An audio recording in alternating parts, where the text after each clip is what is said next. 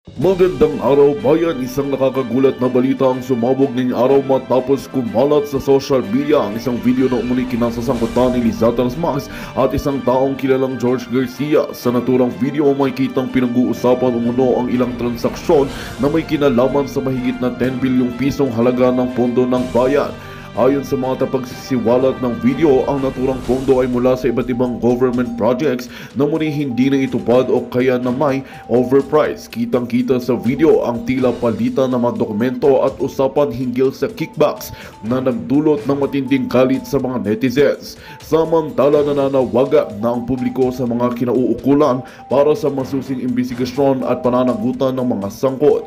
Hanggang sa ngayon ay wala pang formal na payag mula kina Lizata Rasmas at Garcia. Samantala tinitiyak ng ilang mambabatas at anti-corruption watchdogs na kailangang tutukan ang isyu at siguraduhin hindi ito mauuwi sa panibagong whitewash. Patuloy naming babantayan ang mga isyong ito ng kaganapan ukol sa kontrobersiyang ito. At yun nga ang balitang ating pakakatutukan. Ngunit bago ang lahat, siguraduhin mag-subscribe at i-hit ang notification bell para sa patuloy na pagtutok sa mga silap ng bagong balita sa tunay na boses ng masa.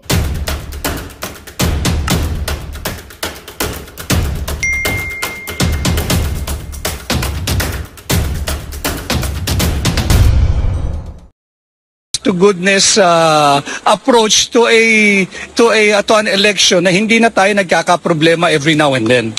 Hinimok naman ng dating kongresista na si Bong Suntay ang COMELEC na magsagawa ng imbestigasyon matapos maranasan ang halos 2 oras na pila dulot ng sirang makina. Kanina pa akong 9 no? o'clock dumating dito, 11:45. Kung na 2 hours mag-aantay ka, tapos yung boto mo mapupunta lang kay Leito Lapid. 2 hours sa antay mo, sakit sapatos, pumunta lang kay Kiko Pangilinan yung boto mo. Taklap nga naman talaga nun. Nasa pila pa rin ako. Yung ginalaw ng pila ko, siguro mga kalahati lang. Kalahati lang ang ginalaw. So I expect baka abutin pa ako ng mga 2:00 dito ng hapon bago umabot ako dito sa Butuan. Hindi naman ganun kadami yung tao. So I think there's a problem talaga with the machine. Habang patuloy na binibilang ang boto, nananawagan ang ilang grupo ng transparency sa sistema at accountability mula sa Commission on Elections. Kaya Wala talaga, alam nyo, yung mga ganyang sistema ng COMELEC talagang ano. Kaya COMELEC wag ho kayong magagalit, lalong-lalo na sa mga vlogger. Kung nakukomentuhan ho namin yung mali nyo kasi yan eh. Hindi naman namin mali yan eh. Sabi ko nga, paulit-ulit, ang mga botante, yan ang boss ng COMELEC na dapat binibigyan ng safety, binibigyan ng maginhawang pagboto, yung mga lalong-lalo na yung PWD at mga senior citizen. Nangyayari, tangina, parang kami pa yung nagmamakawa sa inyo. Parang nangyayari, kayo yung boss, kami yung tauhan nyo eh. Kami nga yung bumoboto, kami pa yung nahihirapan, nak ng putya naman. Yan ang hirap sa inyo eh. Tapos pag nasita-sita kayo, magagalit kayo. Ito yung paliwanag ni Chairman George Garcia. Panoorin natin. Maraming salamat sa pagsubaybay niyo sa ating halalan hanggang kagabi. Walang tulugan hanggang sa madaling araw kanina dyan sa ating monitoring center sa Chairman's Hall. Gusto ko lang magbigay ng pagliliwanag lang. Saan? May magdo-drawing na siya. Madaling araw. Yan tingnan nyo yung drawing. Ang ganda. Ano to? Leonardo DiCaprio? Imelda Grucheri. O baka ito na yung tatalo sa painting ni sino ba to? Sino ba yung babae nasa painting? Nakalimutan ko. Ito na yung drawing ni Attorney Garcia. Nagkaroon ko noon ng dagbawas o nagkaroon ng pagbabawas ng boto. Una gusto kong liwanagin. Ang COMELEC, wala kaming pagsusuma total. Nakita nyo lahat yun. Wala kaming pag-ranking, hindi kami pwedeng gumawa nun. Bawal. Sapagkat kami ay kami ang COMELEC and therefore dapat yung official yung pwede naming mailabas na kung sino yung mga number 1, number 2 hanggang number 12 at least sa senador at sino yung leading halimbawa sa parties. Wala po kayong makikita. Makikita niyo po sa Hindi naman na yun yung reklamo ng tao. Yung Saan ka na napunta? Site ng COMELEC, real time. Ibig sabihin talagang hindi siya kulang sa oras o hindi siya late, kundi real time ay ang result ng mga election returns nang gagaling sa bawat presinto. Ang bawat isang presinto ay may isang election returns, and therefore, kung meron kang 93,600 na precincts, dapat may papasok sa aming pong server na 93,600 na precincts, o more or less, sabihin na po natin 94,000 na presinto. So wala po. And therefore, yung mga lumalabas po na figures na may suma total, may ranking ng kandidato, hindi po sa amin galing yon. Ibang entities po ang pinanggagalingan nun dahil bawal po kami. Sa amin, pwede niyong alamin. Bakit nyo hinahayaan na may ganun? Naku po. Alam nyo na palang hindi naman pala sa inyo, bawal sa inyo, ba't nyo hinahayaan na may mga rankings? Yung kay Pastor nga lang, anak ng teteng, lahat na lang 42. Buisit na yan. Padala na ba ang presinto ng bayan na to? Ano pa talaga ang boto sa... Ngita mo, pati yung mic ayaw na sa'yo. Wala. Majority. Good drawing na siya. So yung dalawang ito. Ang drawing tingnan natin yung drawing. Ito yung drawing. Unang drawing, isang square, anim na bilog. Ayan na, yan daw yung balota ha. Ito, manarin natin. Asan yung machine dyan, okay? Yan ang isang bayan. Okay po. Isang bayan. Puta na, kala ko'y balota. Isang bayan pala daw yan, no? Pagka yan ay nakatapos, yung presintong yan, okay, pag nakatapos na ng kanyang pagbilang, okay, mag-iimprenta ng election returns, yung sabi ko nga sa inyo, siyam, at pagkatapos, magtatransmit siya ng result. So yung dalawang ito, magtatransmit ng result sa COMELEC. COMELEC. Ang tawag po nito, servers. Wow, servers. Hindi pwedeng by verse. O kaya surfers. Okay. Transparency servers, COMELEC. Magtatransmit po siya sa PPCRB. PPCRB. Magtatransmit. Ang dami palang pinagdadaanan ng boto. Okay. Media. Server. Meron pong majority. Bakit na dami? Majority. At saka minority. Minority. Yan na. Ilan to? 1, 2, 3, 4, 5, 6 ang pagdadaanan. So kung dito pa lang, dyan pa lang sa una, may mangyari ng kabulastugan, di bawas na. Pangatlo, pangapat, panglima, hanggang panglima, wala na, di kaltas-kaltas na. Sige, ayan natin siya mag-drawing. So ibig sabihin, ito po, direct na magtatransmit, pero Municipal Board of Canvasser. Ito putang na, 7 pa pala, ang dami. MBOC. Okay. O kaya CBOC. Magtatransmit siya dyan. Doon. Doon. Dito. Yan. Dyan. So therefore, pag nag-transmit siya ng resulta mula senador hanggang konsehal yan, lahat ng yan makakatanggap. Dapat pare-parehas ang natatanggap niya na resulta mula sa presintong yan. So ano naman explanation nyo kung sakali man na yung 3 bilog ay mali ang natanggap at yung 3 ay tama? Anong klaseng yun? Anong may explain nyo doon?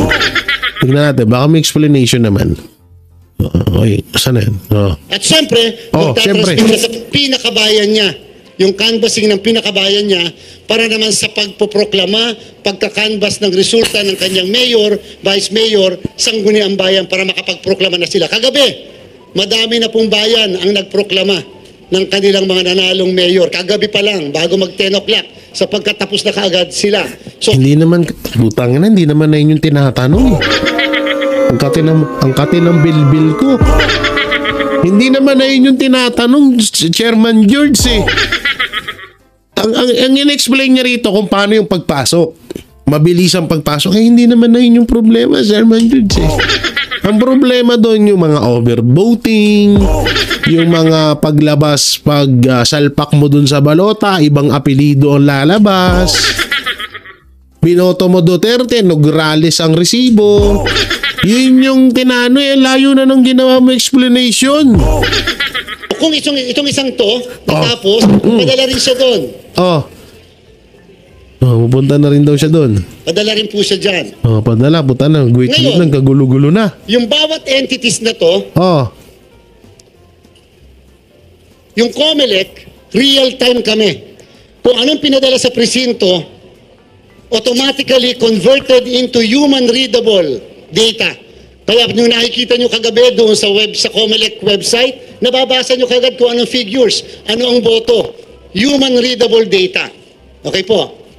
Yung pong sa NAMFREL, PPCRB Media, Majority-Minority, hindi siya real-time kaagad. Kasi kinakailangang iproseso yung data na natatanggap nila. Kasi pag pinadala yung data, ang data na pinapadala ay ang tawag dyan, machine-readable. Butang na nung silbi nun. Di sana tinanggal nyo na yung mga yan at nirekta na dun sa inyo mismo. Kayo pala yung may data. Anak ng titing naman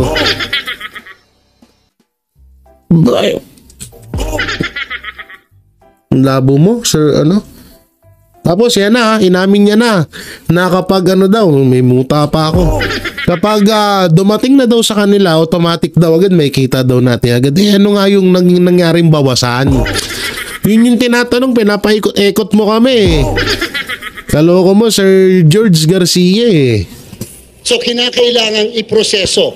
So, sabihin na po natin na nakapagpadala na ng 2 presinto. So, sa first 15 minutes, ang matatanggap ng lahat ng entities, tigda 2 precincts. Okay po. Sa amin, kita nyo kagad yung boto. Dito sa mga entities na to, baka hindi nyo pa kagad makita ang boto. Kasi bakit nga hindi? Mas, kung sa inyo, kita na yung boto, bakit dyan hindi? Gigil ako sa'yo Wala naman palang silbi yan Wala naman palang silbi ang iba na yan. Bakit? Sa inyo, COMELEC kayo, sa inyo nakikita na. Tapos doon sa 5 na yon, 1, 2, 3, 4, 5, 5 nga tama. Doon sa 5 bilog na yon, ay hindi pa pala. Ano yun?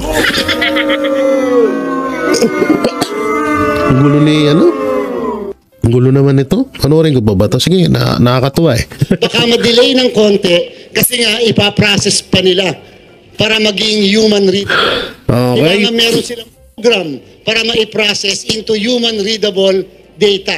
Okay. Ngayon, yung media server, dyan kumukuha si 1, si 2, si 3, si 4, si 5, and so on and so forth na mga media. So bahala na kayo, yung mga nire-representan nyo, maaaring dito po kumukuha. Ngayon, kung sa second 15 minutes, ito yung first 15 minutes, sa second 15 minutes, may panigbago na namang 3 na presinto ang nakatapos, nangangahulugan, padala uli, pero ang matatanggap nitong mga entities na to, PPCRB, NAMFREL, Media, Majority-Minority, magiging 5 na presinto. Kasama yung unang 2 na naipadala na. Okay po? At yan ay properly explained sa kanila. Ganun talaga kasi nga pinaprocess kasi nila. And therefore, pag pinaprocess, hindi katulad ng COMELEC, yung ipapadala sa amin, sa second 15 minutes, yung 3 lang. Sige, kwento mo sa pagong. Tangin na ka.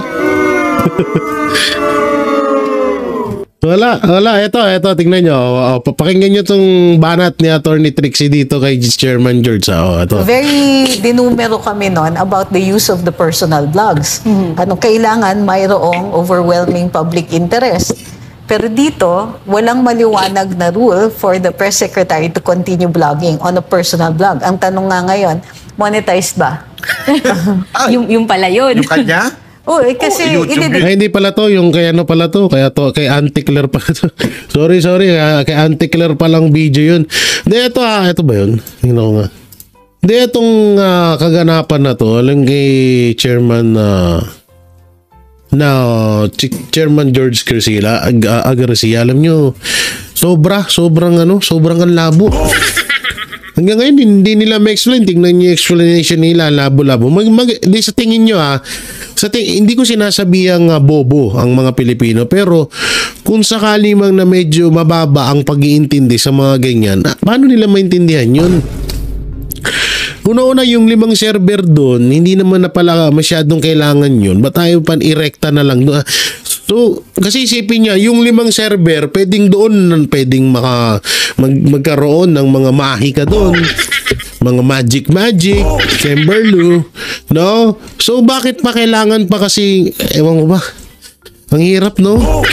Alam mo, sa sobrang hirap ng explanation mo, Sir George Garcia, pati ako nahirapan na. Pero yun, ganun pa man, kagaya ng sinabi ko kahapon sa mga live ng SMNI, wala na ho tayong magagawa kasi yan din naman ang gusto ng COMELEC na pagtapos naman yan din ang katwiran ng COMELEC na pagtapos ng wala naman na silang magagawa. Kaya lang yung masakit doon na pagtapos ng botohan, anumang reklamo natin, wala tayong magagawa. Tapos na Oo, ang masama dito hanggang kailan ba tayo?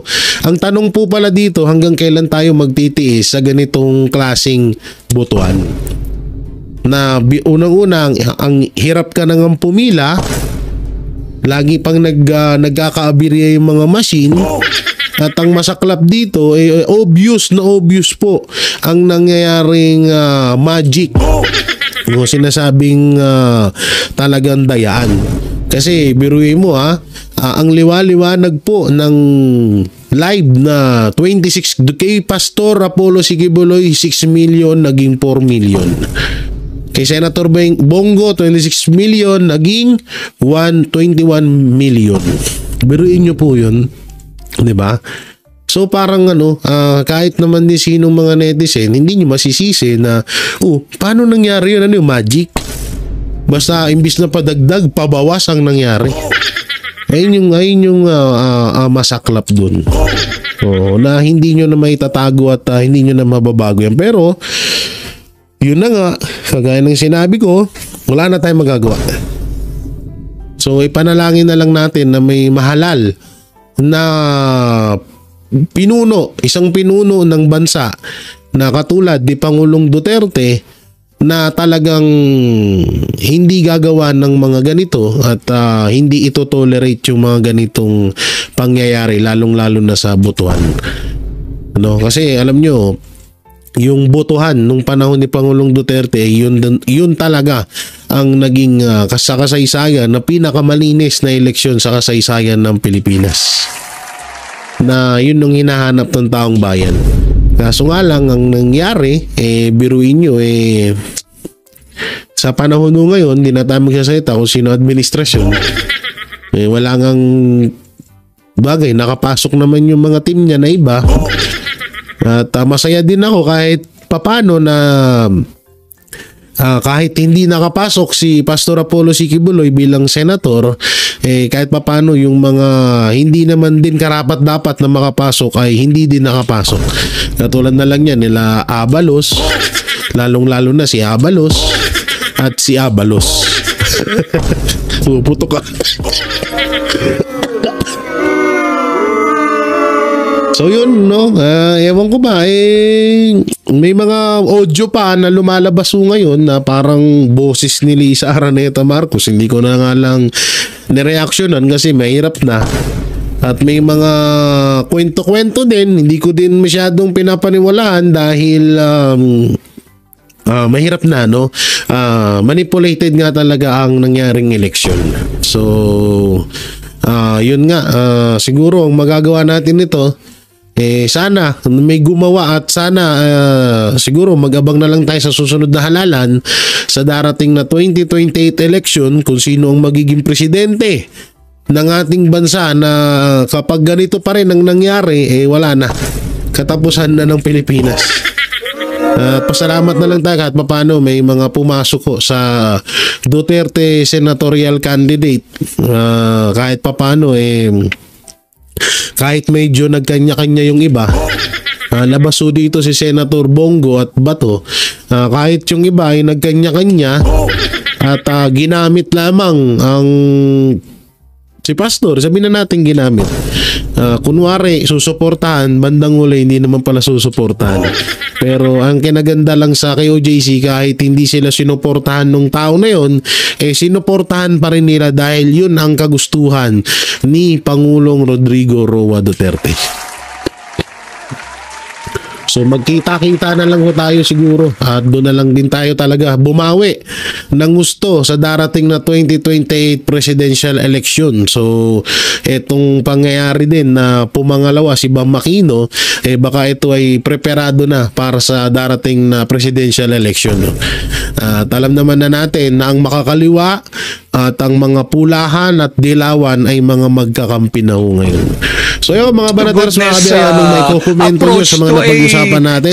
Comment nyo lang po dyan sa baba at babasahin natin yan. Siyempre, don't forget to like, share, comment, and subscribe sa ating YouTube channel. Pipindot na lang yung pindot button. Ng investigasyon matapos baranasan ang halos 2 oras na pila dulot ng sirang makina.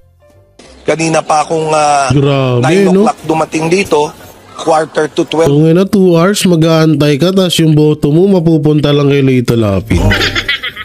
2 hours sa antay mo, sakit sapatos, pumunta lang kay Kiko Pangilinan yung boto mo. Taklap nga naman talaga nun. Nasa pila pa rin ako. Yung ginalaw ng pila ko, siguro mga kalahati lang. Kalahati lang ang ginalaw. So I expect baka abutin pa ako ng mga 2:00 dito ng hapon bago umabot ako dito sa Butuan. Hindi naman ganun kadami yung tao. So I think there's a problem talaga with the machine. Habang patuloy na binibilang ang boto, nananawagan ang ilang grupo ng transparency sa sistema at accountability mula sa Commission on Elections. Kaya Wala talaga, alam nyo, yung mga ganyang sistema ng COMELEC talagang ano. Kaya COMELEC wag ho kayong magagalit, lalong-lalo na sa mga vlogger kung nakokomentuhan ho namin yung mali nyo. Mali nyo kasi yan eh. Hindi naman namin mali yan eh. Sabi ko nga, paulit-ulit, ang mga botante, yan ang boss ng COMELEC na dapat binibigyan ng safety, binibigyan ng maginhawang pagboto, yung mga lalong-lalo na yung PWD at mga senior citizen. Nangyayari, tangina, parang kami pa yung nagmamakawa sa inyo. Parang nangyayari, kayo yung boss, kami yung tauhan nyo eh. Kami nga yung bumoboto, kami pa yung nahihirapan, nak ng putya naman. Yan ang hirap sa inyo eh. Tapos pag nasita-sita kayo, magagalit kayo. Ito yung paliwanag ni Chairman George Garcia. Panoorin natin. Maraming salamat sa pagsubaybay nyo sa ating halalan hanggang kagabi. Walang tulugan hanggang sa madaling araw kanina dyan sa ating monitoring center sa Chairman Sol. Gusto ko lang magbigay ng pagliliwanag lang. Saan? May magdodrawing na siya. Madaling araw. Yan tingnan nyo yung drawing. Ang ganda. Ano to? Leonardo DiCaprio? O Imelda Grucheri? O baka ito na yung tatalo sa painting ni sino ba to? Sino ba yung babae nasa painting? Nakalimutan ko. Ito na yung drawing ni Attorney Garcia. Nagkaroon ko noon ng dagbawas o nagkaroon ng pagbabawas ng boto. Una gusto kong liwanagin. Ang COMELEC, wala kaming pagsusuma total. Nakita nyo lahat yun. Wala kaming pag-ranking, hindi kami pwedeng gumawa nun. Bawal. Sapagkat kami ay kami ang COMELEC and therefore dapat yung official yung pwede namin mailabas na kung sino yung mga number 1, number 2 hanggang number 12 at least sa senador at sino yung leading halimbawa sa parties. Wala po kayong makikita. Makikita niyo po sa Hindi naman na yun yung reklamo ng tao. Yung saan ka na napunta? Site ng COMELEC, real time. Ibig sabihin talagang hindi siya kulang sa oras o hindi siya late, kundi real time ay ang result ng mga election returns nang gagaling sa bawat presinto. Ang bawat isang presinto ay may isang election returns and therefore kung meron kang 93,600 na precincts, dapat may papasok sa aming pong server na 93,600 na precincts o more or less sabihin na po natin 94,400 na presinto. So wala po. And therefore, yung mga lumalabas po na figures na may suma total, may ranking ng kandidato, hindi po sa amin galing yon. Ibang entities po ang pinanggagalingan nun dahil bawal po kami. Sa amin, pwede niyong alamin. Bakit nyo hinahayaan na may ganon? Ay naku po. Alam nyo na palang hindi naman pala sa inyo, bawal sa inyo, ba't nyo hinahayaan na may mga rankings? Yung kay Pastor nga lang, anak ng Teteng, lahat na lang 42. Buisit na yan. Padala na ba ang presinto ng bayan na to? Ano pa talaga ang boto sa... Ngita mo, pati yung mic ayaw na sa'yo. Wala. Majority. Good drawing na siya. So yung dalawang ito... Ang drawing patingnan natin yung drawing. Ito yung drawing. Unang drawing, isang square, anim na bilog. Ayan yan daw yung balota ha. Ito, manarin natin. Asa yung machine dyan, okay. Yan ang isang bayan. Okay po. Isang bayan. Puta na, kala ko'y balota. Isang bayan pala daw yan, Pagka yan ay nakatapos, yung presintong yan, okay, pag nakatapos na ng kanyang pagbilang, okay, mag-iimprenta ng election returns, yung sabi ko nga sa inyo, siyam, at pagkatapos magtatransmit siya ng result. So yung dalawang ito magtatransmit ng result sa COMELEC. COMELEC. Ang tawag po nito, servers. Wow, servers. Hindi pwedeng by verse. O kaya surpers. Okay. Transparency servers, COMELEC. Magtatransmit po siya sa PPCRB. PPCRB. Magtatransmit. Ang dami palang pinagdadaanan ng boto. Okay. Media server. Meron pong majority. Bakit na dami? Majority. At saka minority. Minority. Yan ay. Ilan to? 1, 2, 3, 4, 5, 6 ang pagdadaanan. So kung dito pa lang, dyan pa lang sa una, may mangyari ng kabulastugan, di bawas na. Pangatlo, pangapat, panglima, hanggang pang-5, wala na, hindi kaltas-kaltas na. Sige, ayan natin siya mag-drawing. So ibig sabihin, ito po, direct na magtatransmit, pero Municipal Board of Canvasser. Ito putang na, 7 pa pala, ang dami. MBOC. Okay. O kaya CBOC. Magtatransmit siya dyan. Doon. Doon. Dito. Yan. Dyan. So therefore, pag nag-transmit siya ng resulta mula senador hanggang konsehal yan, lahat ng yan makakatanggap. Dapat pare-parehas ang natatanggap niya na resulta mula sa presintong yan. So ano naman explanation nyo kung sakali man na yung 3 bilog ay mali ang natanggap at yung 3 ay tama? Anong klaseng yun? Anong may explain nyo doon? Tignan natin, baka may explanation naman. Okay, saan na yan? At syempre, magtatransmit siya sa pinakabayan niya.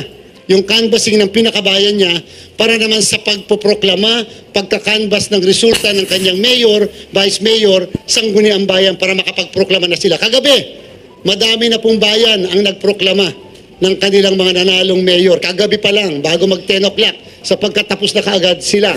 So, hindi naman, butang na, hindi naman na yun yung tinatanong. Ang kati ng bilbil ko.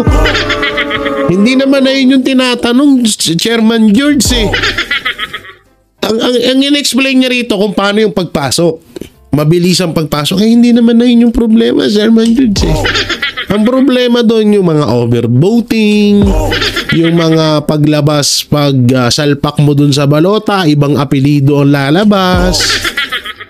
Binoto mo Duterte, Nograles ang resibo. Yun yung layo na ng ginawa mo explanation. Kung itong isang to, natapos, padala rin siya doon. Pupunta na rin daw siya doon. Padala rin po siya dyan. Padala, puta na. Ngayon, kagulo-gulo na. Yung bawat entities na to, yung COMELEC, real-time kami. Kung anong pinadala sa presinto, automatically converted into human-readable data. Kaya nung nakikita nyo kagabi doon sa COMELEC website, nababasa nyo kagad kung anong figures, ano ang boto. Human readable data. Okay po. Yung pong sa NAMFREL, PPCRB Media, Majority Minority, hindi siya real-time kaagad. Kasi kinakailangang iproseso yung data na natatanggap nila. Kasi pag pinadala yung data, ang data na pinapadala ay ang tawag dyan, machine readable. Butang na nung silbi nun. Di sana tinanggal nyo na yung mga yan at nirekta na dun. Magandang balita ang hatid namin sa inyo ngayong araw. Sa pagtatapos ng aming balitaan, nagbigay kami ng mga mahalagang impormasyon. Maraming salamat sa pagtutok at pagsuporta sa aming programa. Huwag kalimutang manatili sa mga susunod na araw para sa mga bagong balita at mga kwento na dapat nating abangan. Mula sa Boses ng Masa, magandang araw Pilipinas!